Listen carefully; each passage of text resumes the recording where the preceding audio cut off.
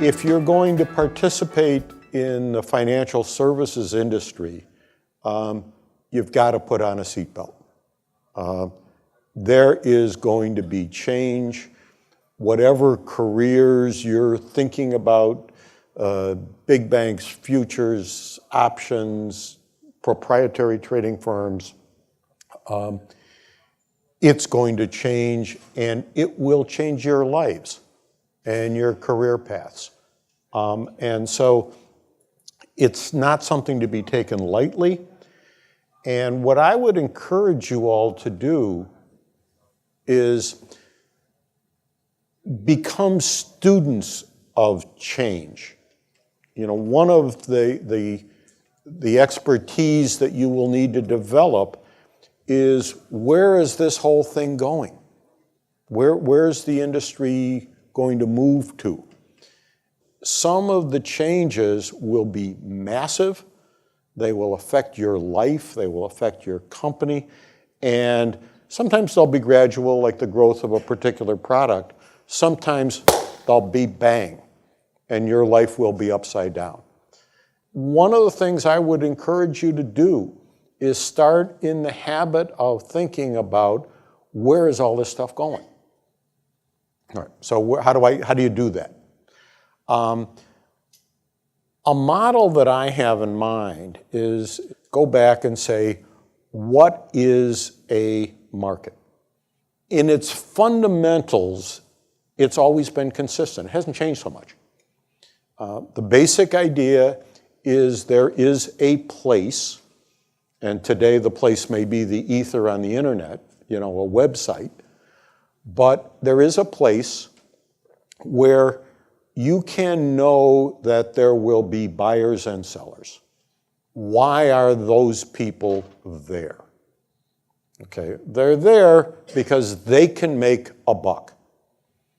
And they've assessed the risk of standing there and providing the liquidity, doing whatever it is.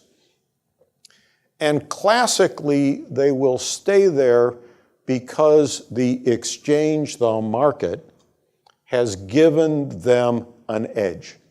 It used to be the locals in the pits in Chicago would have an edge. Bill Brodsky's market makers have an edge. Specialists in New York have an edge.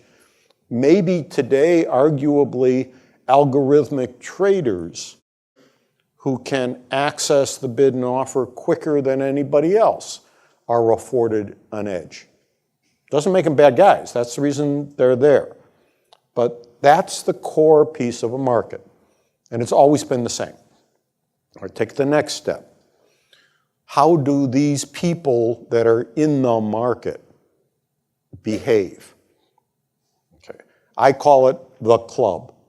Okay, so they're the full range of participants who make their living around that marketplace. There are the people who are the buyers and the sellers. In today's world, I would say part of the club are the intermediaries, the Morgans, the Goldmans, the Barclays of the world, who introduce customers to the market. Members of the club, number one, and you want to watch this, will shift from time to time. You know, locals ain't so much a part of the club anymore. Algorithmic traders are very much part of the club today. And my experience is that club members will pass rules that protect themselves and preserve their edge. And invariably, those rules will change. And when the rules change, the regs, your world is going to change. The ability for the company that you're working with, for you personally, to make a living is going to change. And it may change slowly, it may change very quickly. And then finally, beside the rules inside the club, you will have governmental rules. Okay, and the governmental rules will generally be reactive. Certainly, you know, the easiest example is if there's a scandal. If there's a big scam, the government reacts. The CFTC itself came into existence because of what was called the London option scam. And nobody, thinks about it anymore, but a bunch of people got ripped off. There was a hue and cry, and so we said we need a commission to regulate all this stuff and put the trades on an exchange and have a bunch of rules around that. Okay. Massive change in the market.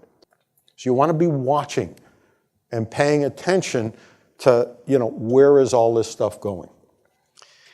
It's also the case that there'll be times that the club members get too greedy. And the world says, you just can't do it anymore. Okay. Best example of that I remember was the Big Bang in London. For years and years and years and years, there was essentially a guild. And there were fixed commissions, and brokers could only be brokers, and dealers could only be dealers, and you couldn't have any foreign guys in. And everybody got to work about 9. You started drinking around noon, and you couldn't see straight in the afternoon, and you made a pile of money, and you didn't have to worry about that nasty competition thing. You were just locked in. And everybody assumed that would go on forever. Didn't go on forever. The government said, this is just too cozy. The club is too stagnant. It's killing the economy. And they big banged it out of existence. Sometimes it goes the other way. The club members pushed and argued for and created the 2000 Modernization Act. And sometimes they can push the government. And it helped the club for a number of years until it blew up. I had written down in my notes, and I was tickled when you mentioned it, Richard Sandor. He was an economist who worked for the Board of Trade in those days, and he was the one who developed that first financial futures contract. And he said to a group like this, he said, know one thing. If you think working in financial futures, you have stumbled onto something that feels like a franchise. I've got an edge, I know how to do it, I'm making money at it, I'm very good at it. This is terrific. I have a franchise to do this or that. He says, if you believe that, you are dead meat. Okay? There are no franchises in financial services. You're going to be living in a changing environment. Watch the underlying causes. For sure, pay attention to changes in regulation because they can turn this industry upside down. Net, if you are flexible, if you're paying attention to a lot of stuff, extraordinary opportunity. But you're in for a ride.